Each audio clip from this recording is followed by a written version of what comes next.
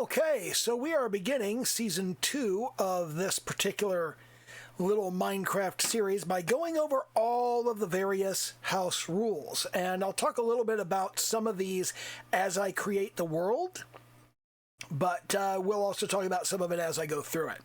Now, first of all, let's take a look at the lists that I'm actually, at the mods that I'm actually using.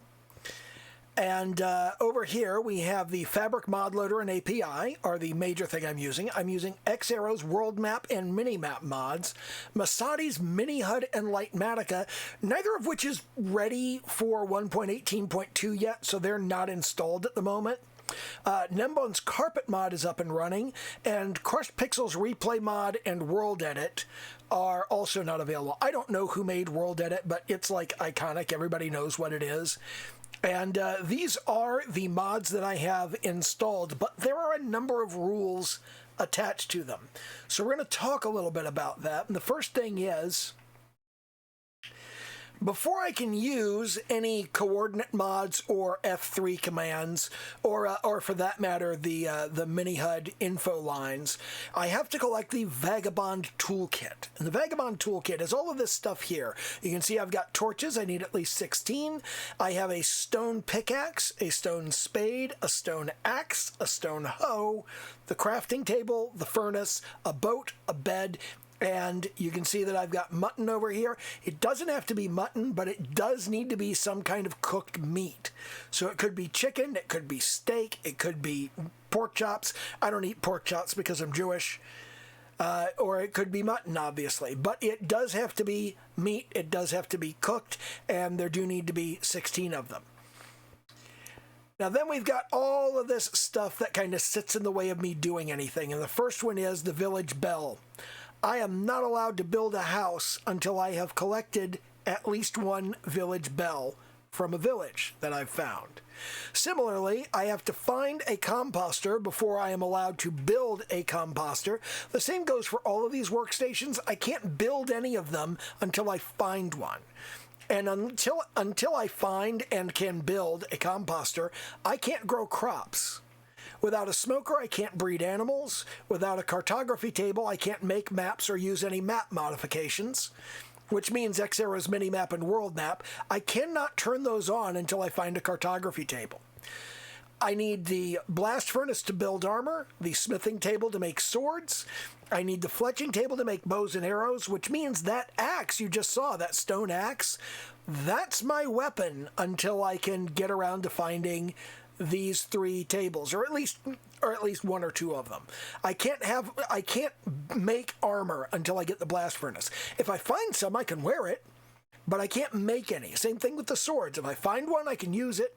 Bows, if I find one, I can use one, but I can't make them. I need a barrel to be able to make fishing rods. I need a loom to be able to make banners or set waypoints on X-Arrow's map mods. The stone cutter is required to make stone slabs, stairs, and bricks of any sort.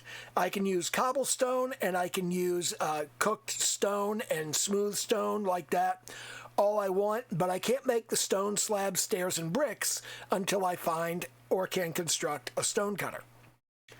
Then I've got the lectern, which is required to make books and bookcases, and the cauldron, which is required to dye any items, including beds. This doesn't just extend to leather armor, but like anything that can be dyed, I cannot dye these things until I find a cauldron.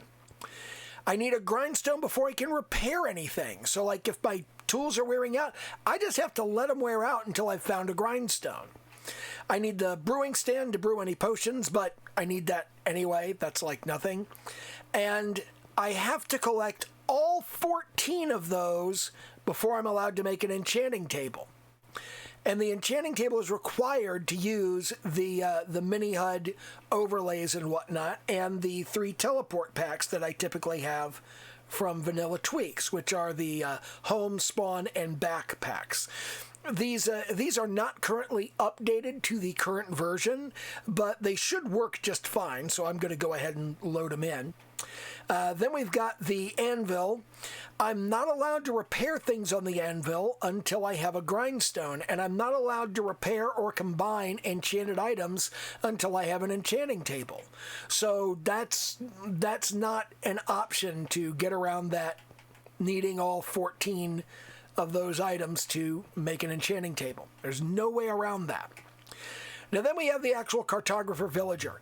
I have to be right next to a cartographer villager to use locate or locate biome unless I am within the area of effect of a beacon. But of course, to be within the area of effect in a beacon, you have to kill the wither. And I also have to kill the wither to use general teleport commands.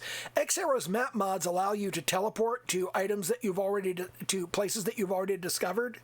So I could use that if I have killed the wither, but not before. Similarly, there are a number of waypoint commands.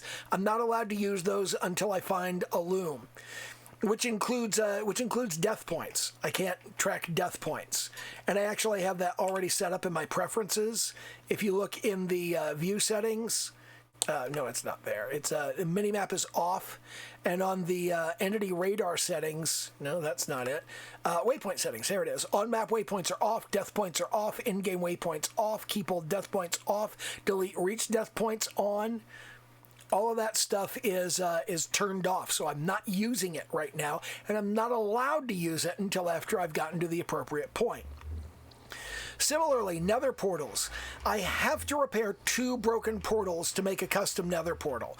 And I also have a nether portal coordinates mod, which I cannot use until I have repaired 2 broken portals.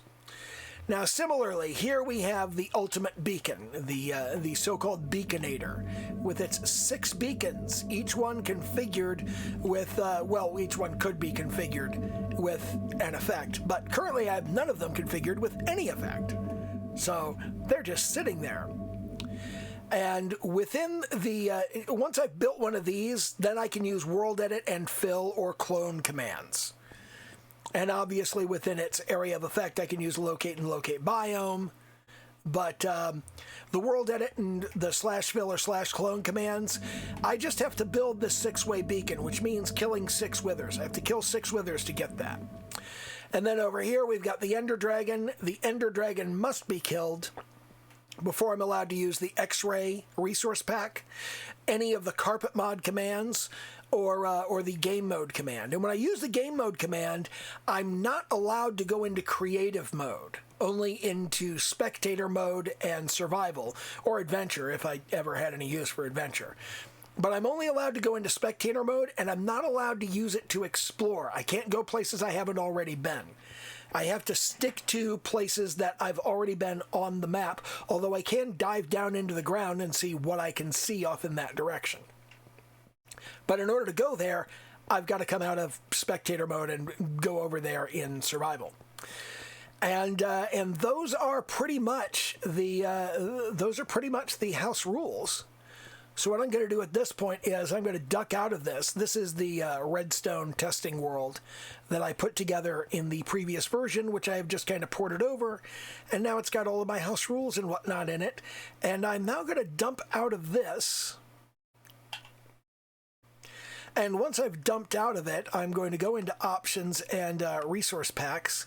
In resource packs, I'm going to pull some of these. I'm pulling the polished bricks, the ore borders, the brewing guide, the frogs resource pack, and yeah, I'm going to pull all of that. I'm going to keep X-Ray Ultimate, and I've updated Farting Spider Belching Zombie, so I don't know if I've got the new version in here. So I'm going to pull that out, and I'm going to say done, and now I'm going to go make sure I've got the latest version of Farting Spider Belching Zombie installed in the appropriate location. And this is my own custom Farting Spider Belching Zombie is my own custom resource pack that I made because I think it's funny because I'm like 9 years old. Yeah, I made this resource pack that makes the what the hell? That makes the zombies belch and the spiders fart because I think that's funny. And let me come over here to 118.2, and I'm going to take the 1.18.2 version and I'm going to put it in resource packs. I'm going to copy it there, and I'm going to take the 118.1 and pull it out. And now I'm going to go back into resource packs. There's made for a newer version of Minecraft. Am I still in 118.1? Might still be in 118.1. No, I just put it in. Just put it in there. Oh no, they haven't done that. Oh, all right. Never mind. That's actually that's not something I need just yet. So let me put the old one back. It's 119 where they update things. Okay, so that's going to be fine. Okay, which means I've updated the GitHub when I didn't need to. I will have to pull that out. Actually, what I'll need to do is rename the file. It's all, and yeah. So in the resource packs, you can see I've got the brewing guide. I'm not going to use it anymore. Ore borders, I'm not going to use. Polish to bricks, I'm not going to use. I'm just pulling all of that stuff out. But if I go into single player, you'll see that all I have is my redstone testing world and my void testing world, both of which are just sitting there from a long time back. Well, not like a long, long time. But we're going to create a brand new world. And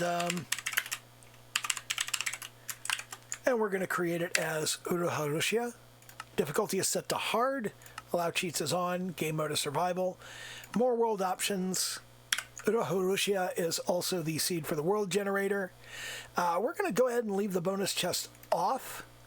And I'm going to go into DATAPACKS. And here in DATAPACKS, I'm going to bring in, let's see, we've got, first of all, the coordinates HUD. And the coordinates HUD is, yeah, the data pack. It says incompatible, but I don't care. I'm going to load it anyway. And then we've got, what else? We've got the coordinates HUD. We've got the fast leaf decay. I have modified fast leaf decay because it was making the leaves decay too fast. I'm going to leave off all of the various crafting tweaks. Graves changes the semantics of death in Minecraft so that when you die, instead of just all your stuff flying all over the place, all your stuff gets packed up into a grave that sits there until you go back and get it. And I like that. And then we're going to have Nether portal coordinates. This allows you to calculate the coordinates of Nether portals. I'm going to go ahead and use it, even though it says it's incompatible. It's not incompatible. Spectator night vision. I'm going to go ahead and bring that in. That just allows you to turn on night vision when you're in spectator mode. And until I can go into spectator mode, it doesn't do anything. And villager death messages is something that I typically use. I don't know whether I want to use that. Do I want to use that? Yeah, I'm going to go ahead and use it. And then we've got the spawn, which takes, hold on, yes. We've got spawn, which takes you to the world spawn. And we've got homes, which allows you to set homes in Minecraft. And we've got back, which allows you to teleport back to where you were. Now, I hope all of these still work. I'm not allowed to use any of those for an extended period of time anyway. I need to make the enchanting table. But this is the 3699. That's not bad. So I've got 9. I've got 9 data packs that I'm using. I used to use like 17, so I've kicked like half of them out. And you know what? I'm going to kick villager death messages out.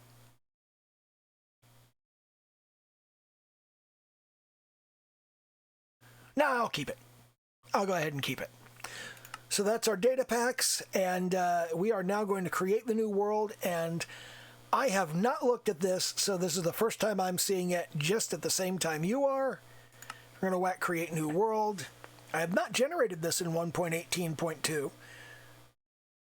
So I've never built this particular world in the Caves and Cliffs update. I have no idea what I'm going to be looking at. And once this pops up, I am immediately going to... Wow, I am standing in a tree. Let me turn the interface back on. I'm going to grab the 4 dirt blocks around where I spawned in. I'm going to pillar up. And that'll put me right there. And at this point, I'm going to drop back down, and I'm going to save and quit the title. I haven't even looked around at all. I'm going to go into single player, Uruha, Rushia, edit, make backup. So we're going to back that up, and there it is. And that will be where we start in episode 1. So that's this introductory video, and we are now going to end this intro, and we'll go and play this world momentarily.